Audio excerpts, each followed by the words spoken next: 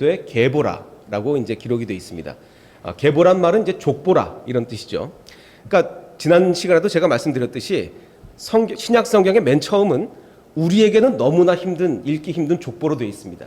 근데 그것이 유대인들에게는 너무나 참 감격적이고 정말 몰입할 수밖에 없는 그런 족보라고 제가 지난 시간에 말씀을 드렸습니다.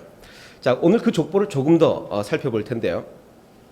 그 다윗의 자손이라고 합니다. 예수 그리스도를 얘기할 때 그냥 하나님의 아들이라고 얘기하지 않고 꼭 붙어 다니는 말이 다윗의 자손이라라는 말이 붙어 다닙니다.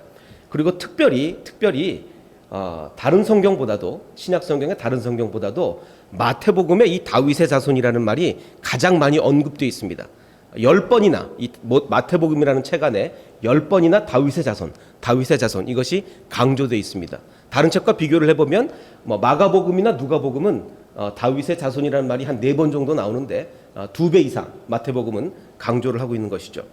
자, 그렇다면 첫 번째 의문, 마태복음은 왜 이렇게 다윗의 자손인 것을 왜 이렇게 강조하나? 여러분 그게 감동으로 막 다가오십니까? 예수님이 다윗의 자손이에요. 와, 다윗의 자손이구나.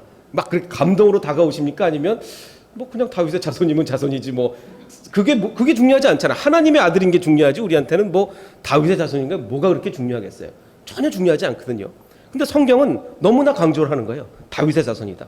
우리한테 전혀 감격스럽지 않은데 그것이 첫 번째 의문이고, 자, 그 다음에 두 번째 의문은 이 마태복음은 그 족보를 끝마치면서 이런 말씀으로 족보를 끝마칩니다. 족보를 쫙 언급을 하면서 마지막에 그런즉 모든 대수가 아브라함부터 다윗까지 14대요. 14대란 뜻입니다. 아브라함부터 해서 이삭 쭉 나가서 다윗까지 14대에 해당하고, 그 다음 또 다윗부터 바벨론의 포로로 끌려갈 때까지. 자, 이스라엘의 역사를 보면 사울 왕이 초대 왕이었지만 중요한 왕이 아니니까 여기선 생략이고 다윗이 중요하니까요. 다윗까지가 14대고 이제 다윗으로부터 새로운 이스라엘 다윗 왕조가 시작하지 않습니까? 다윗 왕조가 쭉 이어지는데 나중에 이제 이스라엘이 멸망해서 바벨론으로 포로로 끌려갑니다. 70년간 포로 생활을 하게 되는데 그 포로로 끌려갈 때까지 또 14대라는 겁니다. 자, 그리고 또 바벨론에 이제 포로로 끌려간 뒤에 이제 다시 70년 만에 그 예루살렘으로 돌아오면서 무너진 성전을 건축하자. 그래서 막 무너진 성전을 건축하고 이런 일들이 벌어집니다. 자, 그리고 나서 예수 그리스도까지가 또 14대라는 겁니다. 자, 신기하십니까? 안 신기하십니까? 신기하시죠? 이거는 우리의 구미에 딱 맞습니다. 아, 그래? 이거는 좀 재밌네 라고 아마 하실지도 모르겠어요. 야, 신기하다. 어떻게 아브라함부터 다윗까지 14대고 또 다윗부터 바벨론 포로까지 14대고 또 바벨론 포로부터 예수님까지 또 14대라니 이거 참 우리 한국 사람 구미에 딱 맞는구나라고 생각을 하실지도 모르겠습니다. 자, 그런데 문제가 있습니다. 어떤 문제가 있냐면 아까 다 14대라고 그랬는데, 자, 이건 지금 유대인들한테 그 마태복음은 1차 독자가 유대인이라고 그랬죠. 유대인들이 이 얘기를 딱 들으면 어떻게 생각하는지 아십니까? 이제 마태복음에 쭉 누구 이렇게 하는데 그 중에서 아사는 여호사밧을 낳고 여호사밧은 요람을 낳고 요람은 우시야를 낳고라고 되어 있습니다. 근데 이스라엘 사람들은 이 얘기를 딱 들을 때 벌써 이상하다라고 생각이 돼요. 왜냐하면 요람 이후에 중간에 3명의 왕이 생략이 됐어요. 아하시야, 요아스, 아마샤라는 왕이 생략된 채로 그 다음 왕 하면서 그래서 14대다 이렇게 얘기합니다. 이게 무슨 말이냐면 여러분들 조선시대 왕 다 아시죠?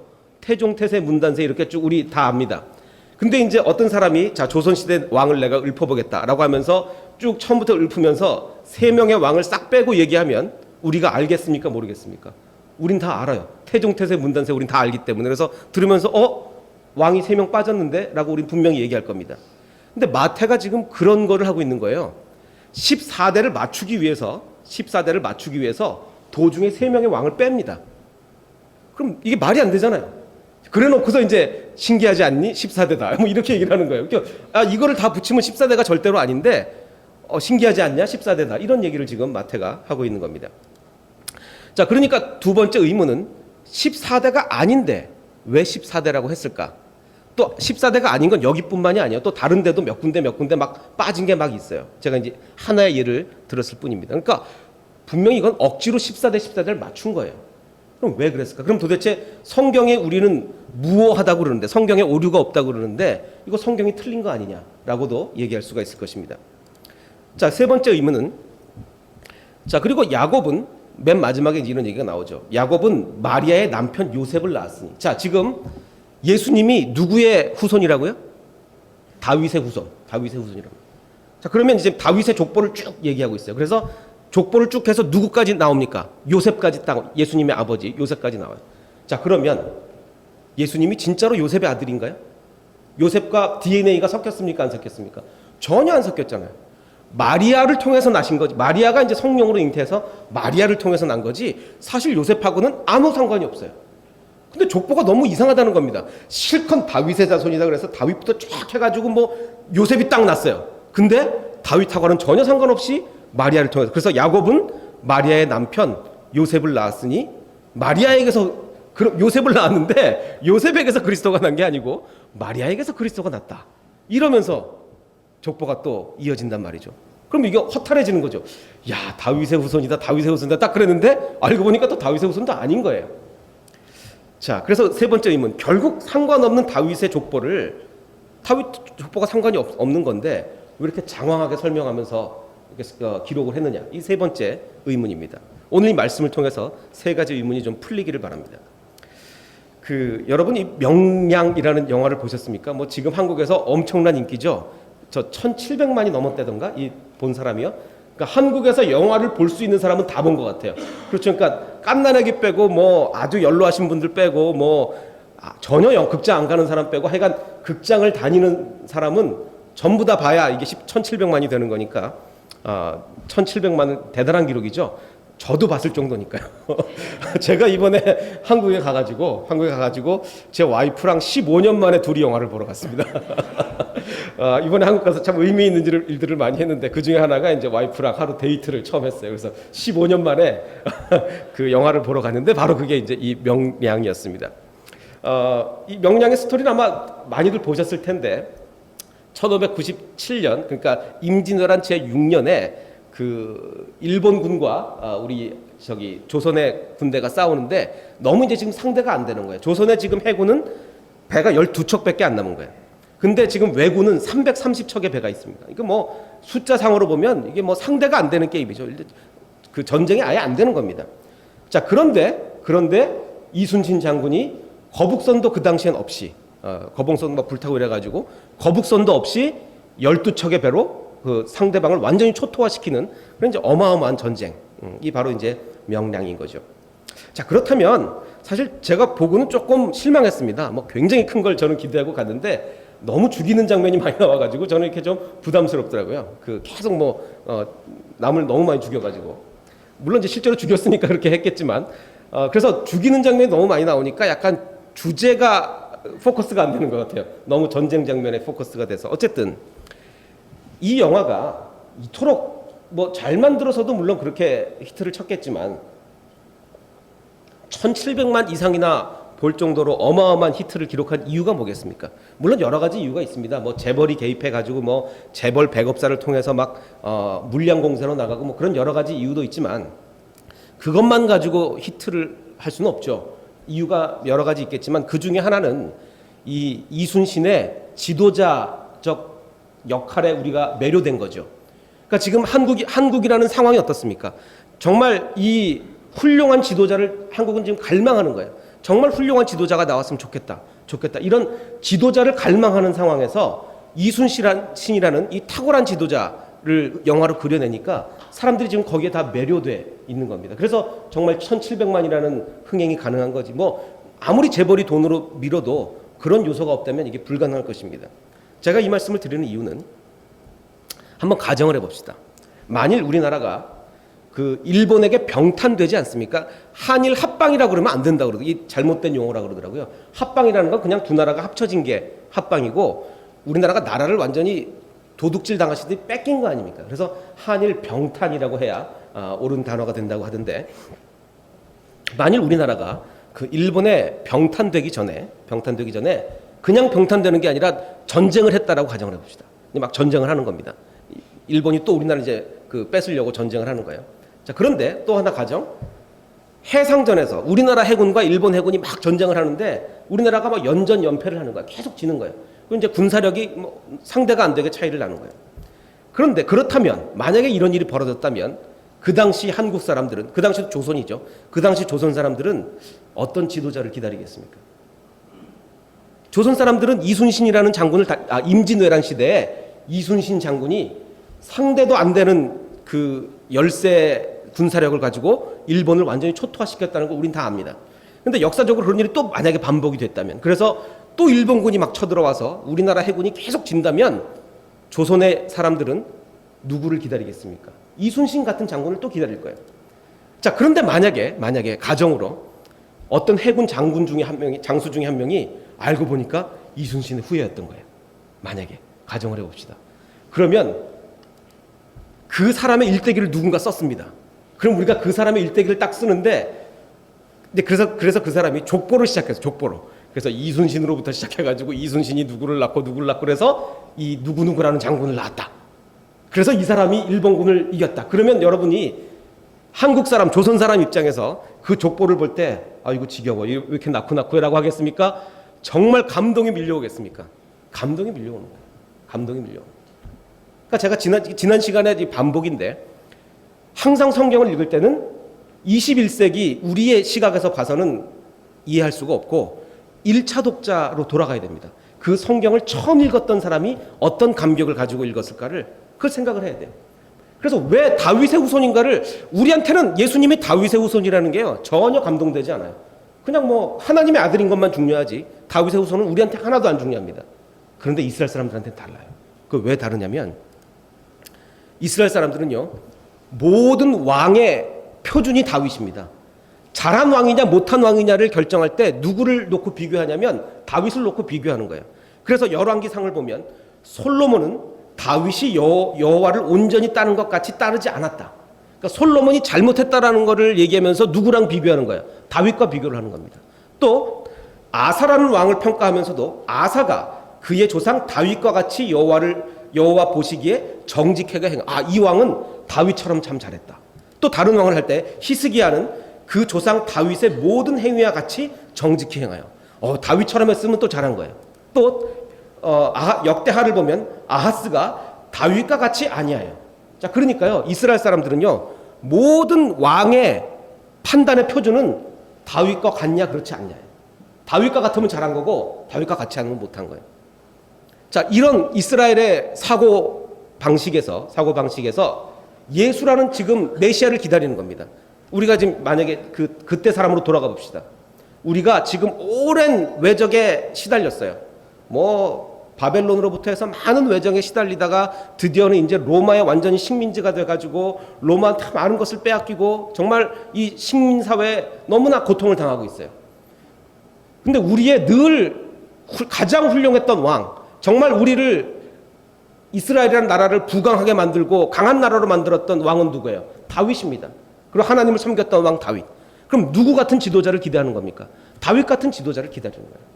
그래서 늘 메시아가 온다면 누구의 후손으로 와야 되는 겁니까? 다윗의 후손으로 와야 되는. 물론 21세기 사람들은 다윗과 같은 지도자가 오기 위해서 꼭 다윗의 후손일 필요는 없어요. 근데 옛날 사람들은 사고방식이 달랐잖아요. 그래서 다윗과 같은 지도자가 오기 위해서는 다윗의 후손이어야 되는 거예요. 그래서 늘 이스라엘 사람들은 다윗의 후손을 기다렸던 거죠. 그래서 그 족보가 다윗의 후손인 걸 강조하는 겁니다. 그러니까 우리가 읽을 때는 아무 감동이 없지만 이스라엘 백성이 읽을 때는 굉장히 큰 감동이 몰려오는 거죠. 자, 그래서 마태복음은 지금 유대인들을 위해서 쓴 게 마태복음인데 이방인을 위해서 쓴 복음서가 있죠. 그게 누가복음입니다. 그래서요, 누가복음은요 전혀 접근 방식이 달라요. 자, 누가가 누가복음을 쓰면서 이방인들한테 복음을 쓰는데 예수 그리스도가 다윗의 후손이다. 아무 감동이 없어요. 그 족보로 딱 시작을 했다. 정말 졸립니다. 그래서 누가복음은요 접근 방식이 완전히 다릅니다. 뭘로 시작하죠? 누가복음은 그 시작을 세례 요한이 하나님의 기적으로 태어나는 것부터 시작을 해요. 그러니까 임신을 못하다가 하나님의 기적으로 세례 요한이 태어나는 것. 그러니까 얼마나 이방인들이 보기에 관심이, 하나님이 이런 일을 행하실 수 있구나. 벌써 관심이 딱 갈 거 아닙니까? 그리고 나서 족보가 1장에 처음에 나오는 게 아니라 3장에 가서야 여러 가지 막 얘기가 나오고 3장에 가서야 족보가 나옵니다. 족보도요, 기록 방식이 마태복음하고 달라요. 누가복음의 족보의 기록 방식은 예수님으로부터 시작해서 점점 올라가서 하나님한테 마칩니다. 그러니까 지금 이 이방인들은요, 예수님은 알아요. 소문 듣고 예수님이 엄청난 기적을 행하셨더라. 병자도 고치고 십자가에 못 박혔는데 부활하셨다더라. 그 소문을 다 들었어요. 그러니까 예수님부터 시작하면 이게 관심이 가지는 거예요. 근데 예수님이 누구의 후손이었고 점점 올라가서 하나님까지 가는 거죠. 그래서 하나님을 믿게 만드는 거예요. 이방인들에게 처음부터 하나님을 제시하면 안 먹힌단 말입니다. 그러니까 이 누가는요, 이방인들에게 복음을 전하기 위해서 치밀하게 생각을 한 거예요. 어떻게 접근을 해야 이 이방인들이 복음을 잘 받아들일까? 마태복음은 전혀 다르죠. 마태복음은 아브라함부터 시작하는 거예요. 유대인들한테 복음을 전하려면 아브라함부터 시작을 해야 되는 거예요. 그래야 먹혀 들어가는 거예요. 그래서 점점 내려와서 하향식으로 예수 그리스도까지 가게 되는 거죠. 그래서 우리가 복음을 전할 때 지금 저는 여러분들이 다 지금 모두 다 한 사람씩 복음 전도 대상자를 마음속에 품고 있기를 바랍니다. 우리가 당신 지금 누구에게 가장 복음 전하고 싶습니까? 한참 생각해야 되면 이거 문제인 거예요. 우리는 누구나 다 적어도 한 사람씩은 복음 전하는 전도 대상자가 마음속에 반드시 있어야 돼요. 자, 그런데 그 사람에게 복음을 전하기 위해서 어떤 방법이 가장 효율적인가를 우리는 계속 고민해야 돼요. 그러니까 마태가 유대인에게 복음을 전하기 위해서 어떤 것이 가장 효과적일까 고민했던 것처럼, 누가가 이방인에게 복음을 전할 때 어떻게 하는 것이 가장 효과적인가 고민했던 것처럼 우리도 계속 그런 고민을 해야 된다는 겁니다. 자, 그런데 이제 의문들이 이제 많이 풀렸어요.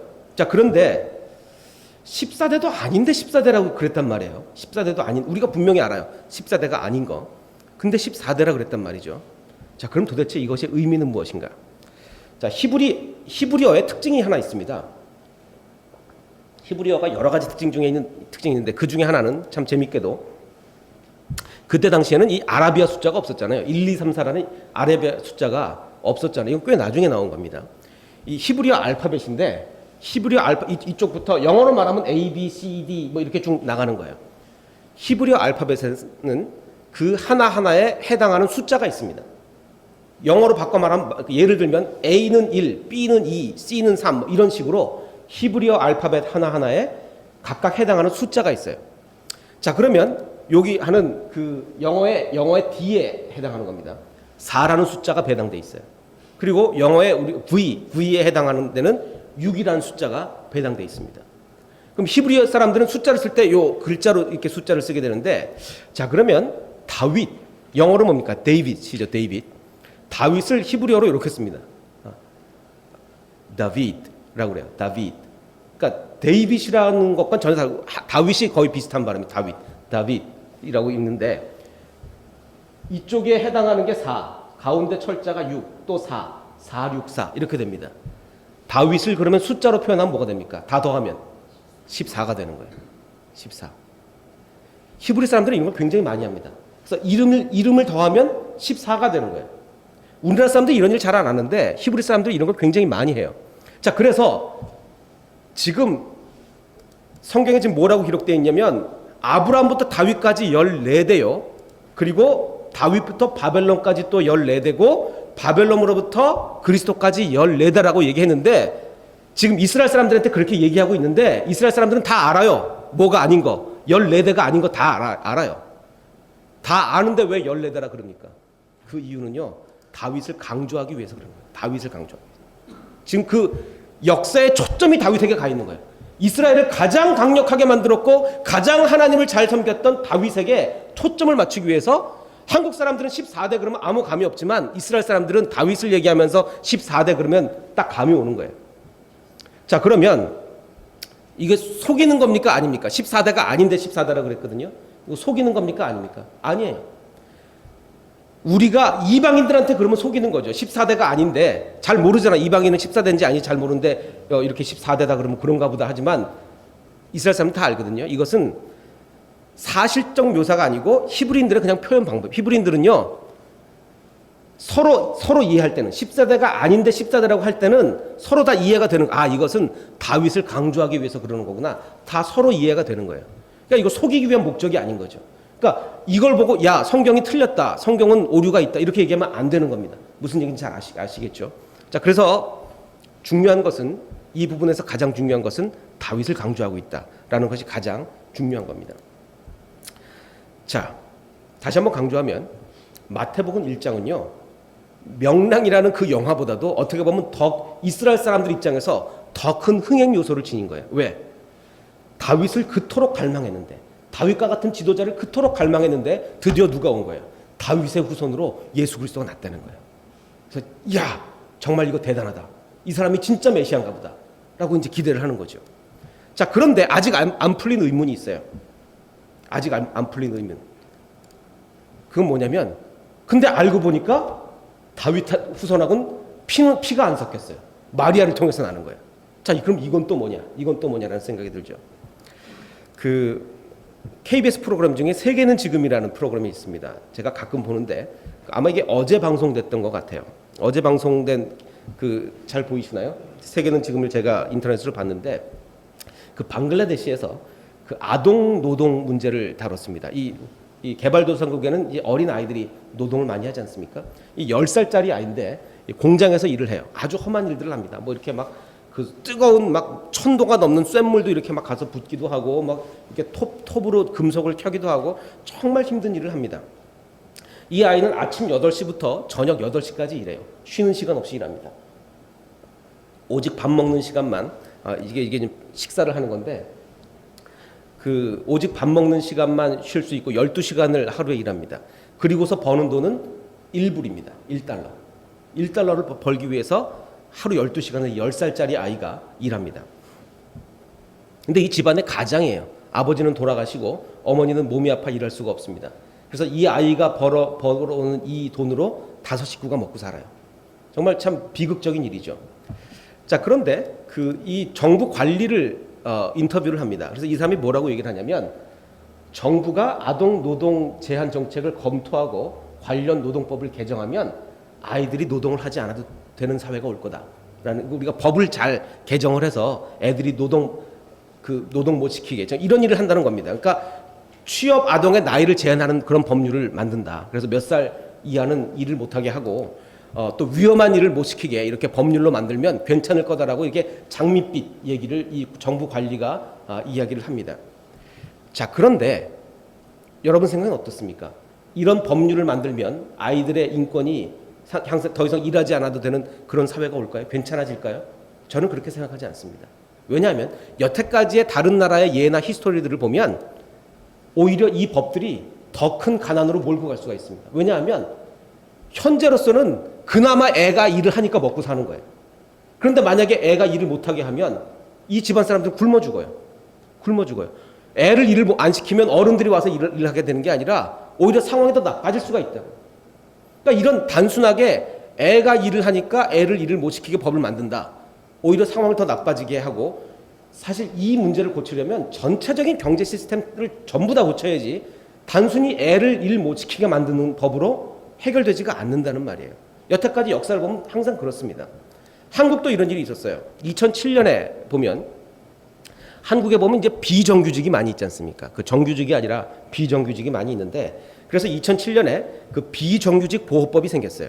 그래서 어떤 내용이냐면, 비정규직으로 2년 이상 일하면 2년 후에는 그 사람을 정규직으로 의무 채용하도록 이렇게 법 조항을 만들었어요.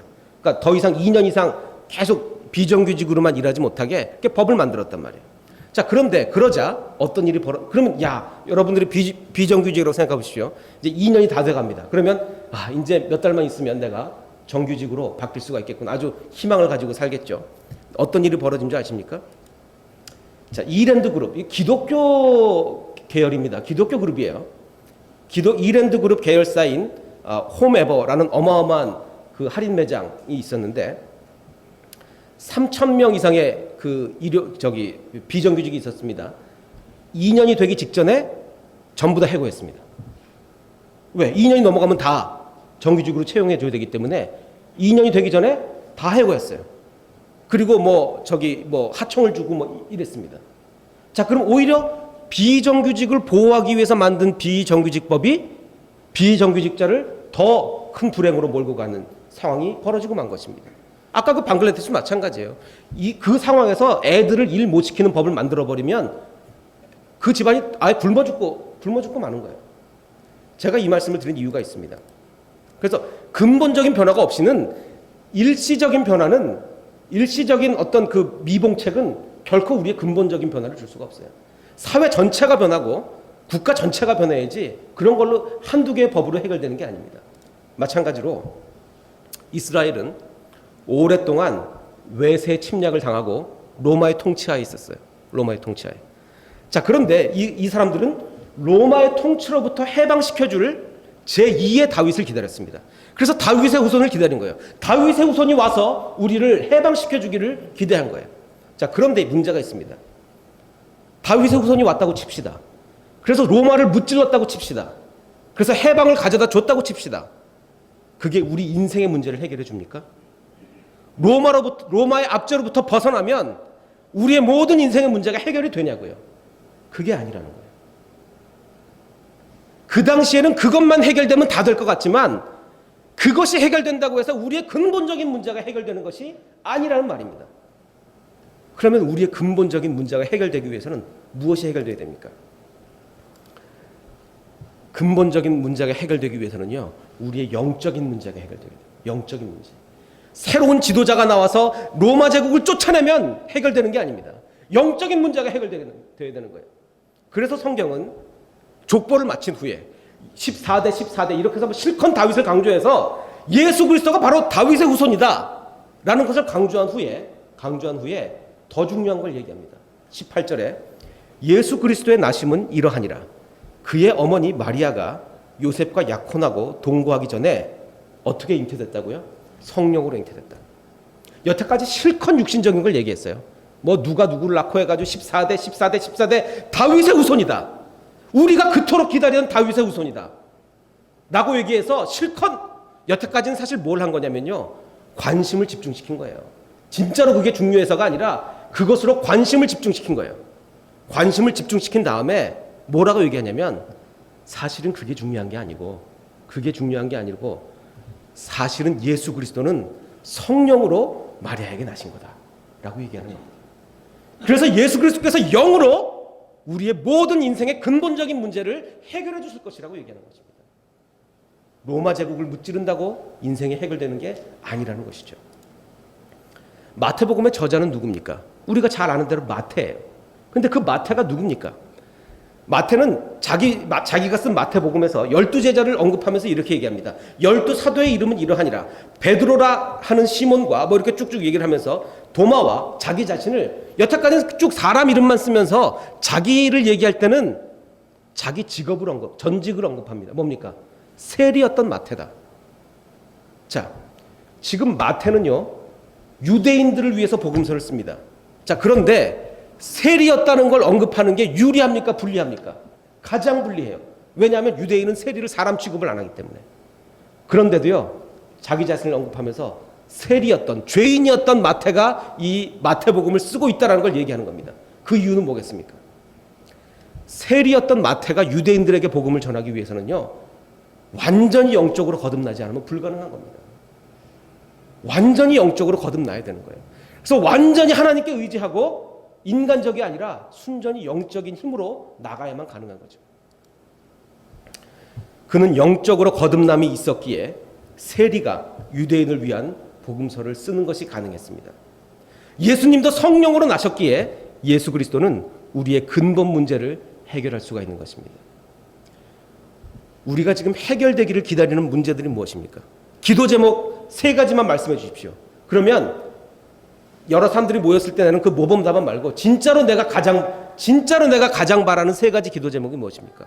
혹시 육신적인 것은 아닙니까? 이 세상적인 것은 아닙니까? 그런데요, 그 세상적인 가장 중요한 기도 제목이 해결돼도 내 인생의 근본 문제는 해결되지 않는다는 것입니다. 내 인생의 근본 문제는 영적인 것이 해결돼야 돼요. 내가 영으로 기도하고 영으로 찬양하며 영으로 예배하여서 나의 가장 근본적인 문제가 해결되는 저와 여러분들이 되시길 바랍니다. 우리 잠시 기도하겠습니다. 우리 잠시 기도하실 때 아버지 하나님, 내가 영으로 주님께 기도합니다. 그리고 내가 영으로 노래합니다.